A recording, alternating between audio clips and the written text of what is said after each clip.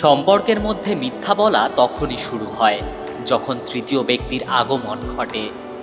আপনি যার জন্য পুরো পৃথিবী ছেড়ে দেবেন, স্বার্থ শেষ হলে সে আপনাকেই ছেড়ে চলে যাবে। এটা ভেবো না কে কখন কেন কিভাবে কোথায় বদলে গেল, শুধু ভেবো কি দিয়ে গেল আর কি শিখিয়ে দিয়ে গেল। শূন্যস্থান কখনো শূন্য থাকে না, ধুলো দিয়ে হলেও এক সময় পূর্ণ হয়ে যায়। এই মায়াবী পৃথিবীর বুকে সবাই সময়ের বন্ধু। সময় হলেই বুঝতে পারবেন এই পৃথিবীতে কেউ কারো নয়। সময়ের কাজ সময়েই করা উচিত।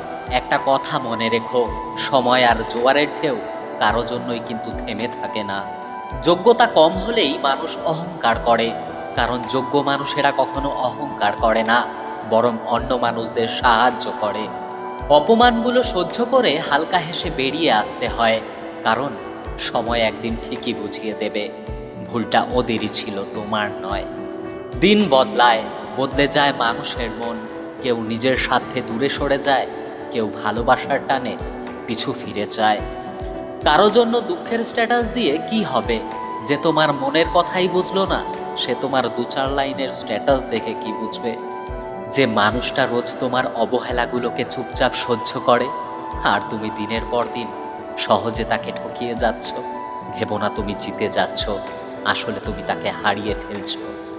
এতটা পথ চলার পর যে সম্পর্ক তোমাকে ঘুমোতে দিচ্ছে না, সেই সম্পর্ককেই ঘুমোতে দাও, দেখবে নতুন ভোর পাবে। ক্ষমা চাইলেই সব হয় না, হৃদয়ে এসে আঘাত করা কথাগুলো সহজে ভোলা যায় না।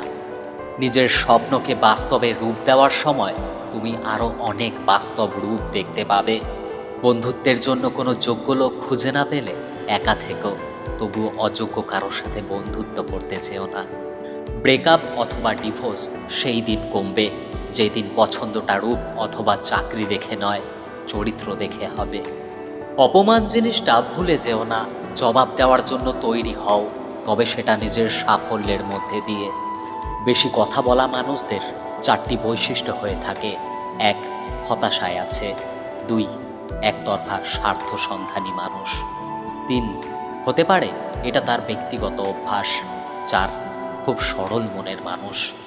ধৈর্য ধরো, মনকে শক্ত করো, মনে রেখো সময় সব সময় এক অবস্থায় থাকে না, খারাপ সময় পর ভালো সময় আসবেই। দেহের ব্যথা থেকে মনের ব্যথা অনেক বেশি যন্ত্রণাদায়ক। জীবনে কখনো কারোর ওপর নির্ভর করো না, কারণ প্রত্যেকে একদিন না একদিন বদলে যাবে নতুন কাউকে পেলে। ওপরওয়ালার আশীর্বাদ পাওয়া প্রত্যেকটা জিনিস নিয়ে সুখে থাকো, কারণ ওপরওয়ালা ওটা দেন না যেটা তোমার ভালো লাগে, ওপরওয়ালা ওটা দেন যেটাতে তোমার ভালো হবে। অতিরিক্ত চাহিদা মানুষের পতন ডেকে আনে। কিছু সম্পর্ক এভাবেও ভেঙে যায়, একজন কথা বলার জন্য অপেক্ষা করতে থাকে আর অন্যজনের ইচ্ছাই জাগে না। মুখে যাদের মধু ঝরে, পিঠে তারাই ছুরি মারে।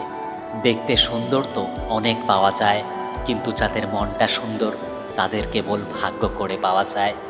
নদী সামনের দিকে বয়ে যায়, ঠিক তেমনি জীবনকে নিয়ে সামনের দিকে ভেবো, অতীতকে ভেবো না। মেয়েদের জীবন, বাড়ি থেকে দেখাশোনা করে বিয়ে দেওয়ার পর যদি সংসার ভেঙে যায় তাহলে বলবে কি করবি বল, তোর ভাগ্যই খারাপ। আর নিজের পছন্দ মতো বিয়ে করার পর যদি সংসার ভেঙে যায় তখন বলবে নিজে বেশি বুঝে গেছিলি, ঠিক হয়েছে। আমাদের সমাজটাই এরকম, তাই নিজের মতো করে বাঁচো। সমাজ তোমার চোখের জলের ভাগ কোনোদিনও দেবে না। এই বিষয়টা বুঝে নাও, মূর্খ তোমাকে বোঝাতে পারবে না, আর তুমিও কোনোদিনও মূর্খকে বোঝাতে পারবে না। যদি কেউ কোনোদিন তোমায় ছোট করতে চায়, তবে ভেবে নিও তুমি তাদের চেয়ে অনেক ওপরে আছো। খোলা চোখে তুমি তোমার মতো জিনিস দেখতে পাবে, আর বন্ধ চোখে তুমি মনের মতো জিনিস দেখতে পাবে। যে তোমায় নিয়ে হিংসে করছে তার কথা ভেবে হতাশায় জড়িও না, সে তোমায় নিয়ে ইতিমধ্যেই এক আকাশ হতাশায় রয়েছে। কারো কাছ থেকে জোর করে সময় পাওয়া যায় না, যার ইচ্ছে হবে সে শত ব্যস্ততার মাঝেও একটু সময় দেবে।